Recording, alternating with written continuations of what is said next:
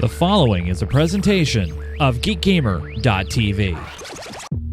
You're watching live recorded coverage of the Professional and Amateur Pinball Association's Tournament Circuit Final from Scott Township, Pennsylvania at the PAPA headquarters. Circuit Final coverage is brought to you by PAPA, the Professional and Amateur Pinball Association. For more information about this circuit and other events across the country, visit papa.org. As we continue with the endurance phase action of the PAPA Circuit Final, we welcome Jim Belsito from California. He'll be playing against Adam Becker, Brian Shepard, and Daniele Acciari. We'll be playing another one of our favorites, Iron Man. Mr. Bowen Cairns and Chase Nunes have the call.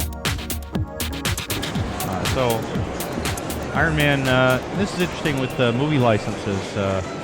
The Stern Pinball Company seems to be alternating between music licenses and movie licenses lately. And with the movie license, they tend to wait until the second movie in a franchise. Because, let's say you sign up for a movie license for a pinball machine, then it turns out the movie is a total bust, like, Congo, or Waterworld, or Johnny Mnemonic.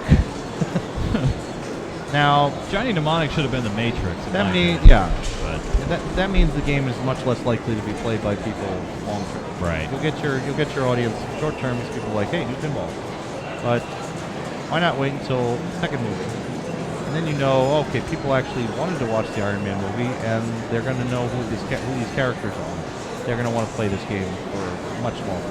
So let's recap and let's talk about where we're at right now in the process. So this is the fifth game of the endurance phase of Circuit Final. Every game, the winner of the game will receive a $100 bill on the spot. And freshly printed. Yep, freshly printed from the printer over here in the front from the PAPA Mint.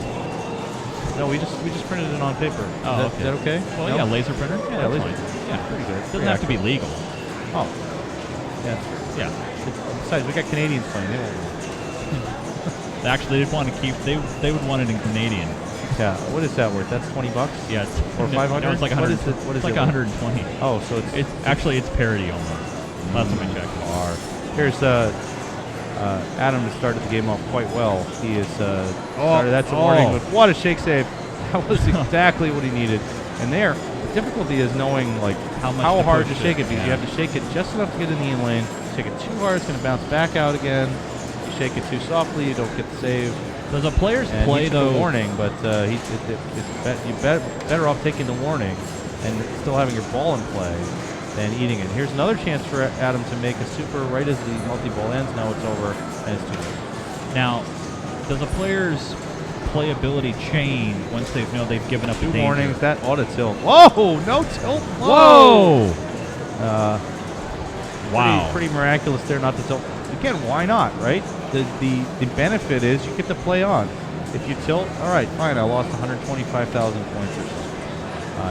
Adam definitely is a player who will take things to the limit. I think he knows now that he will not be able to get away with another one of those. Yes, that's true. So now his playing will change. But is the bonuses big on this, though? It's not, and that's also game knowledge.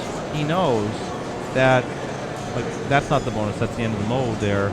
Bonus is 600,000. Now, did he make more than 600,000 by making that save? Absolutely. So it was worth it now. Even if 50-50 is. Yeah, but on other games, on Demo Man, you wouldn't want to do that because the bonus can be huge. So it's game knowledge. It's knowing this is a good idea, and then this game at this time, this isn't. And that's one of the things that appeals to me about pinball is to succeed, you have to be strong on different games, different eras. That was just bad luck there. The very first missed shot by Daniele there, screamed the ball right back down the middle, and he basically had a zilch ball. Now you asked about playing on eggshells when you got warnings. Yeah. And absolutely, you do. You have to try to put it out of your head, because most of the time players are playing, even when they shake the game around, they're not taking warnings, they're doing little things. So if you have two warnings, you have to be careful, but you don't have to be so careful that you don't move the machine at all. Otherwise, you will lose the ball in a situation like that. But that was no warnings. That was a great shake. The ideal. Now he can shake as much as he wants next time. Yeah. Yeah, there's a note that says the high seed gets to pick, and in this case, the high seed, Jim Belsito, picked to play last instead of choosing a machine. So who does that go to next? So then the next highest seed, actually no, it's the player who won the previous game. In this case, is Brian. They get to pick, and Brian chose to play third instead of picking a game, which I was kind of surprised by. Now, what's interesting so far is there's some games that we haven't seen yet played here in the final. We haven't seen Whirlwind. We haven't seen Jungle Queen or Ali. Frontier. We haven't seen Jungle So any of the older games we haven't seen. It's all been D&D. Yeah, and I think that's probably what we're going to see most of, simply because it's the majority of the experience of the players who are here will be on those newer games. Right. I was a little surprised that Jim didn't pick, say, Frontier or Whirlwind, and take advantage of some of the knowledge he has of being a player who owns. Jim runs a route of games in Southern California. He has a large number of games in his home, or he used to. I don't know how many he has now. I've been in a while. Right. And just a really knowledgeable, nice player. Jim frequently qualifies for tournaments at the last moment. So Jim is a pressure player. Did he qualify for the circuit final at the last second? No, he did. He did fine. He did fine. And being in Southern California, there are not that many tournaments. Wow, that is so quick. Nearby to his location. He is able to travel with some players. Now the one, that's nasty. From the right ramp That's so nasty. to the left out lane. He's giving it a look And like, what? And he's done. He couldn't believe It's that. like, oh, jeez. Now, the Raise the Ironmonger, maybe next time you won't pick to play for. Since the game's set up on hard settings, you have to hit that center shot to raise him on that last hit, right? Only on, I think, maybe only on later multi-balls. This is a fairly standard software difficulty setting. Okay. So you can raise the monger through left and right loops. Oh, that's nice. In say a world championship qualifying, you make the software harder to try to get people off the game even faster. But frankly, Iron Man will get you off the machine just plenty fast on its own. Adam has lit the War Machine multi-ball. You can see a blue pulsing light there that he's aiming for on the left side. That was a big mistake there. He felt that too right when he hit it. He just had that feeling. He was trying to tip the ball over either to the same flipper or to the other flipper, and instead he tipped it just hard enough to make a nice smooth arc right in the outlane. And you see that happening, and you just say to yourself, "Oh, wow!" And it was dead. Want to say good morning to everybody on the West Coast watching. 8:21 a.m., 11:21 on the East Coast. You're watching the live circuit final coverage of the Professional and Amateur Pinball Association, or PAPA for short. We're here in Scott Township, Pennsylvania. Oh, wow! A kick save and a beauty. Hashik with a save. Wow, what? That was violent. Yeah, and you can use your whole body to save the game. So I didn't completely tell whether he used his left foot there to kick the machine. Did he do that? He kind of lifted it up a little bit, but at the very least, it was a major shake. But those moves, when they're so quick and so violent, the tilt bob doesn't have time to react. You actually think like that move. There's no way that he can survive that. But it's quick, sudden. It's a jolt. Yeah. And it's a quick, sudden move. What you don't get away with is you don't get away with lots and lots and lots of little shaking, because it aggregates over time. But that big move, you'll get away with that. Newer games actually you get away with more of those than you used to, because we may have talked about this earlier, of a debounce. We might. And that gives you like a second or two between each warning. So it'll go warning, and then you get basically 2 seconds of grace where it won't trigger again. So then warning, and then another 2 seconds, and then tilts. Darth in our chat room thinks that's a loose tilt, but that's not necessarily a loose tilt just because he was so violent and quick with it, right? Oh, and that doesn't mean we may have reasons to want loose tilt to be on all the games. You don't want all the games to be so tight that no one can do anything. You can't play. That you can't play, especially on Iron Man. So Iron Man, the game is built to send the ball down the outlane super fast and screamers back at you. Bad things are happening every 15 seconds. Right. And by giving the players the opportunity to shake the machine pretty well, you're getting to see an entirely different skill set, too, than just players who can make shots. Right. Yeah, if you can make shots, great. And he got the same drain that Jim did. That screamer from the right ramp to the left out was an unusual drain. but maybe players will know how to avoid it. You can actually shake the game while the ball is on a ramp, trying to direct it into a different way than the way it came down. I can't just be focusing on the U.S., by the way. I've been informed by our awesome chat room, but we got people watching from all over the world right now. We got people in Sweden and in Australia watching right now. Cool, man. So good evening and good morning to both of you for hanging out with us. Yeah, I believe we got some folks watching from Hawaii in the middle of the night. That's not as bad as Sweden. Europe, it's yeah. Well, Sweden, what is it now? It's like or Australia. It's about 4 or 5 p.m. over in Sweden right now, right? Yeah, but it's Friday. Who wants to? It's Friday. Thursday. Or what's wrong with you? Is it tomorrow? Tomorrow is Friday. Tomorrow? No, but isn't it tomorrow in Sweden? What? Or yesterday? I don't know. You got it backwards, buddy. I have it the other way around. It's a really nice hour in Sweden. It's 5 o'clock in Sweden. That hour is it's 5 a.m. in Hawaii right now. And Germany. We got Germany checking in. Do we have anyone from Burundi or the International Dateline? Disappointing Ironmonger multi-ball there for Brian Shepard.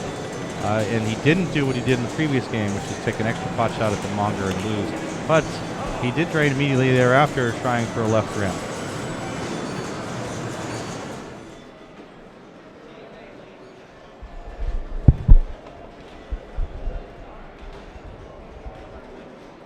All right, we're just waiting for Jim to step up here, player number 4. What? So right now there's Jim stepping up here, and player number 4. Jim right now has got a lot of work to do, but he's got Ironmonger ready to go. So he just needs to get that kicked up and going, and they can get that rolling. And it'll raise the Ironmonger, then another 6 hits on that will get him going into multi-ball. But right now he does need to get Monger started, probably on this ball. Yeah, it's only ball 2, so it's not as bad as it sounds. And he shot the center shot, which is the hardest shot. We'll raise the Monger. You can shoot any of the 3 shots to do so. The Monger comes up, you get a nice little animation. Bumpers are worth points, but not so many. And here comes the shots to the Monger. Usually want to glance off the Monger. That was a direct center shot at the Monger. That was not what you want to do. He survived it. There's another one. Oh, my God. Oh, my goodness. And the magnet that's in front of the Monger, you can see the circle right in the dead center. That's where the magnet is. Oh, my jeez. How's he getting away with these shots? This is... These are, like, gutless. This is... he's doing it again. He doesn't care. There's a more safer shot, and one more, like, and boom. You know what? Monger. I don't need to play it safe on this Monger. I will just go. He just goes for it. Go with gut. In this case, it worked out. I would not be doing that, but I'm not in the final, so these guys are really great players. Jim knows all these games in and out. He operates a lot of games, and probably has played Iron Man as much as anyone, so he knows good ways to play this, and he's waiting for Mario to go back down to resume play. So those 3 players are pretty much all in the same boat together. They've got about 5 million each, and no really big progress except to start something new. So now you basically go around and say, what should I start again?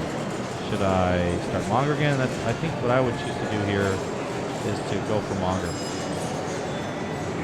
Jim seems to be playing for... I'm not really sure what he's playing for. Playing to survive the ball. Oh, God. Yeah, and it's down. To find out what he was trying to do there. But it didn't work out. And that's dangerous. The last 2 players now, Robert Gagnon elected to play 4th instead of picking a machine and then lost. Jim Belsito also elected to play 4th, and he's in danger too, with all of those 3 players, Daniele, Brian Shepard, and Jim, all around the same score. And Adam has the lead. He also has the War Machine multi-ball lit, and there it started. Great shot there. Right on target with the first shot. That is a difficult shot. During this multi-ball, hitting the same blue shot again will add a ball. There's 2 balls in play right now, and you have a grace period where that is what's called a live catch on the right flipper. So that is the most beautiful move in pinball, in my opinion. You dead stop the ball on your flipper, and you just can do whatever you want from there. He's got the add-a-ball. Here comes the third ball into play. And if you shoot that target again, you'll get another add-a-ball. Drain one of the add-a-balls very fast, but he is also working on the whiplash multi-ball. Another shot. We haven't talked about whiplash at all because no one's come anywhere near starting it. But whiplash is the shot right there on the right. Hit the whiplash right now, buddy. Boom! That will start the whiplash, and because it happened right at the end of the War Machine multi-ball, that other multi-ball will continue as well. So both War Machine and whiplash now will run with more add-a-balls. Actually, War Machine ended, so I'm sorry about that mistake. Timing was just off there, maybe a second or two earlier would have been able to continue with multi-ball. In whiplash, all ramps and loops are worth the jackpot, as well as the whiplash shot, which you can see the other magnets right in front of Mickey Rourke's giant arms, whatever those things are. It's like Doc Ock except with electricity or something. I don't know. I lost track of that movie about halfway through. Most people did. Going back to movie licenses, as Adam is playing a great multi-ball here. Nice little hop over. Having them make this game around the time of the second movie allows them to also have more character interactions. So they can have an Ironmonger as well as and there's another drain off of that ramp to the left out lane. That is an unusual behavior for Iron Man, and just something that players need to take account of. Adam is approaching one of the wizard modes. You can see 6 lights in the middle of the playfield, 1 through 6. In fact, he now has 6 lights on. Yep, 6, yeah. If he can get through to the center shot, which he won't be able to get through now because the Monger is up, but if he can get that center shot enough times, he will start. And he got it going. The Jericho round, which is an opportunity to earn a huge number of points. He may not need it. I mean, this is a great ball. So no question this is great, but it'd be even better to see him break up in wizard mode on ball 3 here. This is Adam really showing some skills here, and this is the other players let Adam pick the game. They chose to play 4th and 3rd, and they say, I don't care what game you pick, I'll beat you. He has and double scoring. Adam says, fine. Beat me on Iron Man, will you? And you're not going to do it. So he got double scoring. Does this double scoring count towards Jericho as well? Oh, yes. Oh, boy. It is on a timer. 40 seconds. 40-second timer, so you'll see the timer count down perhaps, but you'll see the awards. That's 562. You see, those awards are double what they would normally be. So 570,000. 570,000. Every time, 570,000. Nice. That's right there. $2 million. That's. Wow! Holy nice! Smokes, what a sick. Nice nudge in there. A completion of the Ironmonger. During Jericho, the goal is to go back and basically play the entire game again. You have to complete all 6 tasks the same way you completed them in the regular game, and every task you complete is worth an award. Every shot you hit during these tasks is worth an award. Nice nudge over. The longer this goes, the better it gets for Adam. He's about to finish the lanes, which will give him a $2 million bonus. There's an animation of Tony Stark and whatever that Jericho thing is. A $2 million right there. I give you $2 million. The next completion of any major task will be $3 million, with the ramps being an option, the Iron Man targets being an option. Looks like he's all done now with double scoring, I think. Yeah, double scoring is over, and that was an interesting carom there. Threw over to the left spinner.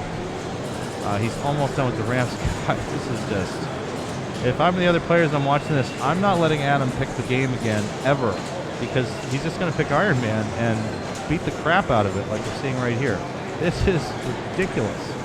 Great shake saves, and here we're just seeing one of the best football players in the world take this game to town. And this is, as you've seen from the other performances, this is a really, really hard set up. It's vicious. And he's making shake saves. He's going to get that out of there. Wow. Yes, not even a warning there. Beautiful. Gets the ball under control. He's going for whiplash, which is worth points. He's trying to complete. The last 3 things he needs to complete are the Iron Man targets, the red targets, the blue light, and the whiplash. 355 there. 355. He's almost got the Iron Man target finished. Another great nudge. Save. That's gorgeous. This is the best ball we've seen from anyone yet in the tournament. This is incredible. And this is the kind of play that Adam took to win this tournament last year at Pinburg. And sometimes I think that he doesn't trust his own skills.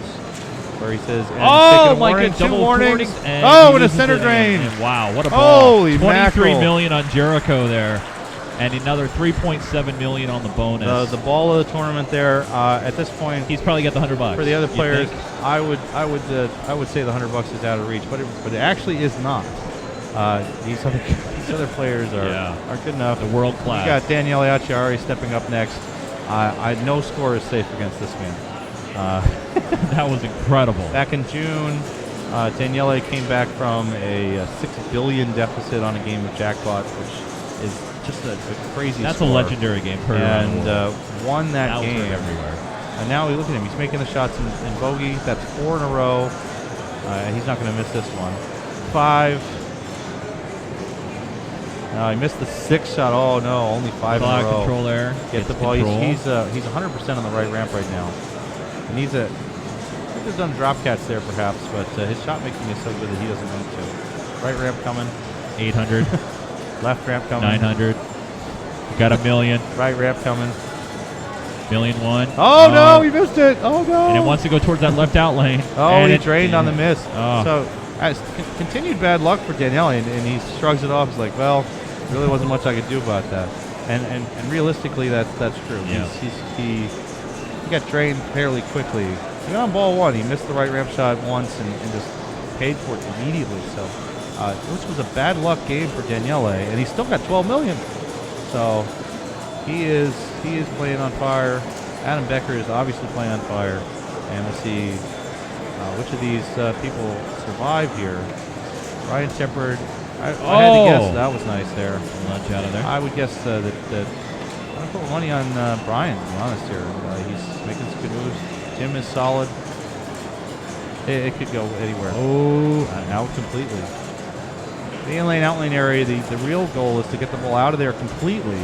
And he could have had that. He didn't react quickly enough to notice that it was in danger. And he's done with 6-5. That moves Daniele Acciari through to another round. Daniele has now survived 5 consecutive rounds. And Adam as well, right? Adam actually came in the third round. So right now Daniele is the only player out of the original 4 He's still in who has survived. He's running the gauntlet, as they say. He is, and it's not that surprising. No. He played one tournament, won it, traveling from Italy to the United States to play.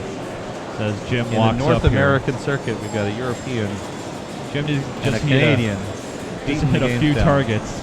Yeah, so this is an interesting situation because he has $375,000 in bonus for free on this ball. He'll get $300,000 if he can punch this skill shot, I think. Yep. So it's not over, but now it is. Now it's over. That eliminates Brian Shepard So unless he tilts. $100. Stay away from that. Don't move the machine until you've got that score. All right. Now he can play a little aggressive. Now.